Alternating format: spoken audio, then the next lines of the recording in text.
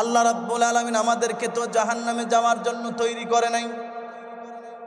আল্লাহ রাব্বুল আলামিন জাহান্নামের আগুনে পোড়ার জন্য আমাকে আপনাকে বানায় নাই।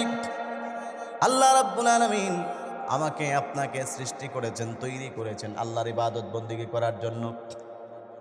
আল্লাহ পাকের ইবাদত বন্দেগী করে নিজেকে জান্নাতি হিসাবে প্রতিষ্ঠা করার জন্যই আমাদেরকে আল্লাহ তৈরি করেছেন। সুতরাং আল্লাহর হুকুম বাদ দিয়ে যখন আমরা গুনাহ করি, নাফরমানিতে লিপ্ত হই, তার মানে আমরা নিজেকে টেনে জাহান্নামের দিকে পরিচালনা করি। জোর করে নিজের নফসকে, নিজের আত্মাকে, নিজের কলবটাকে জাহান্নামের দিকে পরিচালনা করি। আল্লাহ রাব্বুল আলামিন বলেন, একজন মানুষ জান্নাতি থেকে বিমুখ হয়ে জাহান্নামের পথে চলা, জান্নাত থেকে বের হয়ে নিজেকে জাহান্নামী বানানোর চেষ্টা করা, এর চাইতে বড় জুলুম নিজের উপরে আর কিছুই হতে পারে না।